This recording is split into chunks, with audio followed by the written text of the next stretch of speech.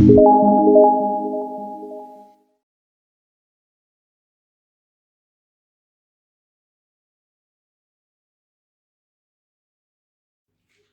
साथियों, मैं प्रतीक गौशिंदे पुरुषार्थ करियर क्लासेस से आपका स्वागत करता हूँ। लास्ट लेक्चर में हमने निबंध की स्ट्रेटेजी को देखा था और पेपर 6 में जो निबंध का सेक्शन है उसमें मैं आज एक उदाहरण के माध्यम से आपको समझाऊंगा कि निबंध को कैसा लिखा जाए पीएससी मेंस में, ताकि आप ज़्यादा से ज़्यादा नंबर वहाँ पर प्राप्त कर सकें।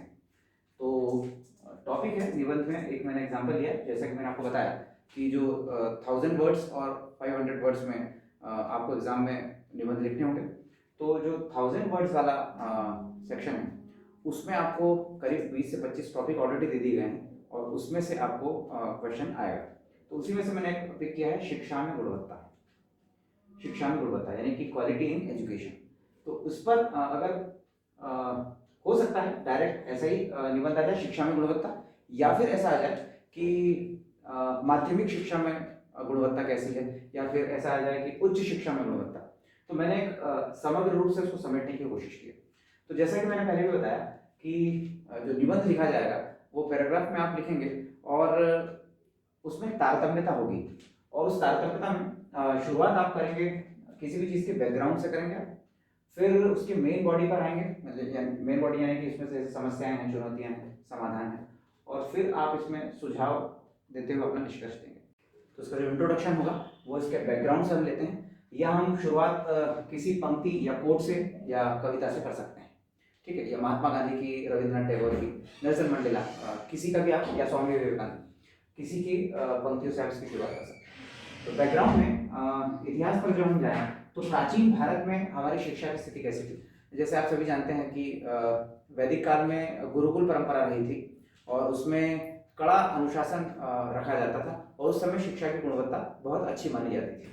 ठीक है, फिर धीरे धीरे आपने देखा कि भारत में अच्छी अच्छी यूनिवर्सिटीज बनी हैं, जैसे तक्षशिला, नालंदा विश्वविद्यालय, ये अपने आप में विश्व में सबसे सर्वश्रेष्ठ यूनिवर्सिटीज मानी गई थी, और जहाँ से आपके निकले थे पातंजलि, चरक आदि जो अलग अलग क्षेत्रों में विशेषज्ञ थे, जैसे वाणिज्य हुआ, जैसे खगोल शास्त्र हुआ, गणित हुआ, चिकित्सा आदि आदि क्षेत्रों में इन्होंने अपने अपने काम। तो आप अपने तरह से कर सकते हैं, यानी कि कोई कविता से, कोई कोट से कर सकते हैं आप किसी भी, जैसे रविंद्रनाथ टैगोर है, महात्मा गांधी है, नेल्सन मंडेला है, इनके कोट से आप शुरुआत कर सकते हैं।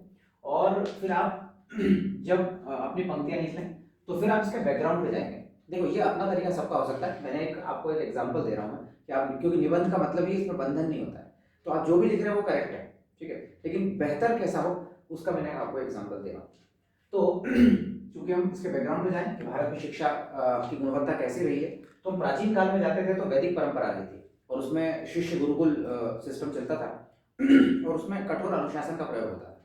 फिर आप देखते हैं प्राचीन भारत में, हमने इतिहास में पढ़ा भी है कि यूनिवर्सिटीज बनी, यानी कि जैसे तक्षशिला विश्वविद्यालय बना, नालंदा विश्वविद्यालय बना, ये विश्व में सर्वश्रेष्ठ विश्वविद्यालय कहे जाते थे, और यहीं से हमारे आर्यभट्ट हैं, चरक हैं, आदि आदि लोग वहां से निकले हैं जिन्होंने खगोल है, चिकित्सा, गणित आदि आदि क्षेत्रों में कार्य किया था। तो ये हमारा प्राचीन भारत की शिक्षा पद्धति थी। फिर हम मध्यकालीन भारत में आते हैं, जिसमें आपने देखा होगा कि अकबर ने कुछ शिक्षा में सुधार के प्रयास किए थे। फिर हम मॉडर्न इंडिया में आते हैं तो हम मैकाले की शिक्षा पद्धति पढ़ते थे, जिसकी काफी आलोचना भी होती है। फिर हम जब आधुनिक भारत यानी कि हम आजादी के बाद की बात करते हैं तो फिर उसमें शिक्षा पद्धति कैसी थी, वहां उसका आप थोड़ा सा परिदृश्य बता सकते हैं। अब चूंकि ये जो निबंध है शिक्षा में गुणवत्ता का है, तो हम ये बताएंगे कि शिक्षा में गुणवत्ता की आवश्यकता क्यों है। उसमें कुछ बिंदु में आप इसको बता सकते हैं। तो इसमें पहला पॉइंट है, मानव संसाधन बनाता है। मानव मानव है, लेकिन अगर उसमें शिक्षा और स्वास्थ्य जुड़ जाए तो वो मानव संसाधन बन जाता है, ह्यूमन रिसोर्स बन जाता है। तो शिक्षा में गुणवत्ता की आवश्यकता क्यों? क्योंकि मानव संसाधन हमको बनाना है, रोजगार हमको दिलवाना है। यानी कि अगर आपकी शिक्षा की गुणवत्ता अच्छी होगी, अगर आप अच्छे शिक्षित, योग्य शिक्षित होंगे, तो आपको रोजगार मिलने के चांस बढ़ जाते हैं। प्रगतिशील सोच आपकी हो जाती है, आपके आपके विचारों में खुलापन आ जाता है, आप रूढ़ियों में जकड़े नहीं रहते हैं, आप प्रगतिशील विचार रखते हैं। फिर नवोन्मेष, इनोवेटिव आइडियाज आपके पास आते हैं, आप नित नए आविष्कार कर सकते हैं उससे। तो ये है शिक्षा में गुणवत्ता की आवश्यकता। फिर आप आगे बढ़ सकते हैं कि इसमें इसके समक्ष जो भारत में शिक्षा की जो गुणवत्ता है उसमें कई प्रकार की समस्याएं आ रही, कई प्रकार की चुनौतियां, कई पॉलिसीज बनी है, कई सरकारों ने कमिटीज बनाई है और उस पर कार्य भी हुए हैं। लेकिन क्या कारण है कि भारत में क्योंकि भारत के परिप्रेक्ष्य में हम बात कर रहे हैं कि भारत में जो आउटपुट आना चाहिए था वो नहीं आ पाया, तो कुछ उसमें समस्याएं हम बता देंगे। उसमें कुछ है जैसे सभी तक शिक्षा की पहुंच नहीं हो पाई है अभी तक। जैसे ग्रामीण परिवेश में देखा और शहरों में देखा जाए तो इसमें काफी गैप क्रिएट हुआ है।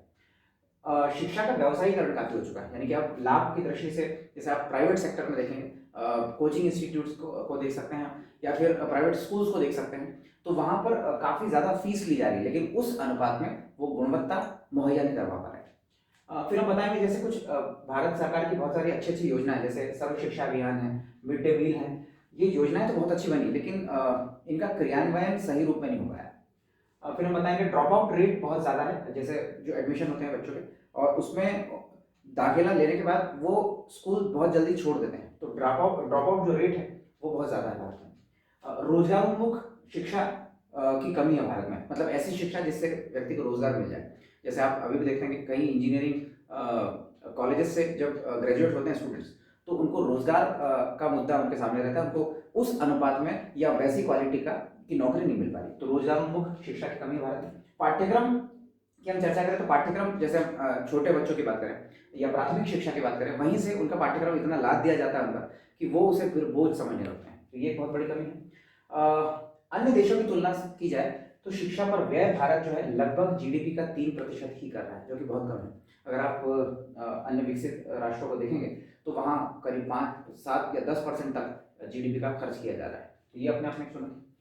एकीकृत शिक्षा नीति, यानी कि केंद्र और राज्य अपने अलग अलग पॉलिसीज बना रहे हैं और वो अलग अलग उसको क्रियान्वित कर रहे हैं, तो एकीकृत शिक्षा नीति का अभाव है। योग्य शिक्षकों का अभाव है। ऐसा नहीं है कि योग्य शिक्षक हर जगह अभाव, लेकिन ऐसा कोई क्राइटेरिया नहीं है, उनका कोई ट्रेनिंग सिस्टम नहीं है जिस पर वो काम कर सके।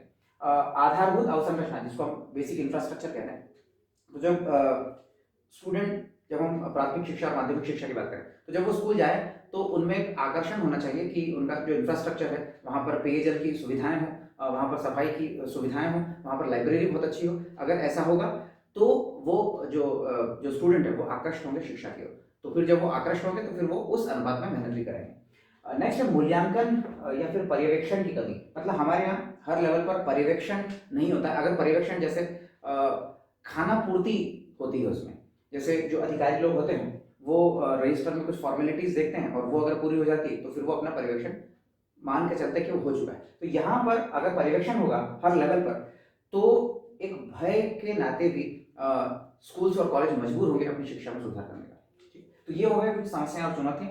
अब इनके समाधान पर आ सकते हैं क्विकली। तो संवैधानिक प्रयास किए गए हैं, यानी कि आप जानते हैं 86वां संविधान संशोधन हुआ है, मौलिक कर्तव्य में उसको जोड़ दिया गया है। डीपीएसपी में तो उसका प्रावधान, यानी कि नीति निर्देशक तत्वों में भी उसका प्रावधान आर्टिकल 45 में उसका कर दिया गया है। फिर कुछ योजनाएं जिसमें आप सर्व शिक्षा अभियान आप पहले बता चुके हैं, मिड डे मील बता चुके हैं, तो कुछ योजनाएं जो करंट की भी आए आप उसमें उसको शामिल कर सकते हैं। फिर हाल ही में 2019 में नई राष्ट्रीय शिक्षा नीति बनी थी, जिसमें कुछ जो महत्वपूर्ण बिंदु थे वो मैंने यहाँ पर दिखाए हैं। जैसे आरटी, राइट टू एजुकेशन को व्यापक बनाना, उसका मुख्य उन्होंने बिंदु बनाया है कि जो राइट टू एजुकेशन है, शिक्षा का अधिकार है, मौलिक अधिकार है, उसको थोड़ा सा और व्यापक बनाया जाए। विषय वस्तु, या जैसे कि हमने पहले भी कहा पाठ्यक्रम और विषय वस्तु, उसके बोझ को कम किया जाए, उसे रुचिकर बनाया जाए। ड्रॉप आउट रेट को अब थोड़ा सा कम किया जाए, ऐसे प्रयास किया जाए कि बच्चे जो है कॉलेज और स्कूल को न छोड़ें। राष्ट्रीय शिक्षा आयोग बनाना, इसका एक उद्देश्य है जो पर्यावरण हितैषी शिक्षा देगा, यानी कि एक नेशनल लेवल पर राष्ट्रीय शिक्षा आयोग बनाया जाएगा जो इन सभी का पर्यवेक्षण भी करेगा। बालिकाओं के लिए आवासीय विद्यालय का प्रावधान है। तो देखेंगे आप, नई जो शिक्षा नीति है उसमें जो अभी तक पॉलिसीज जो बनी थी शिक्षा पर, उसमें कुछ सुधार करते हुए, क्योंकि यों तो बहुत सारी पॉलिसीज बनी हैं, लेकिन ये जो नई राष्ट्रीय शिक्षा नीति है उसमें काफी प्रगतिशील उपाय डाले गए हैं। अगर उनको एग्जीक्यूट कर दिया जाए तो शिक्षा में गुणवत्ता निश्चित रूप से बढ़ेगी। लास्ट में आप अपने अपने निजी सुझाव भी दे सकते हैं कि समय समय पर पर्यवेक्षण हो, शिक्षकों का प्रशिक्षण किया जाए, या आप अपने सुझाव भी इसमें दे सकते हैं और आप इसमें फिर एक सकारात्मक कंक्लूजन यहाँ पर देकर इस टॉपिक को समाप्त कर सकते हैं। तो इस प्रकार आपने देखा कि निबंध को हमने कई डायमेंशंस में बांटा और फिर उसको खोलने का प्रयास किया। नेक्स्ट वीडियोस में मैं और ऐसे टॉपिक्स लाऊंगा जिसमें आपको कठिनाई महसूस होती होगी। आज के लिए इतना ही, धन्यवाद।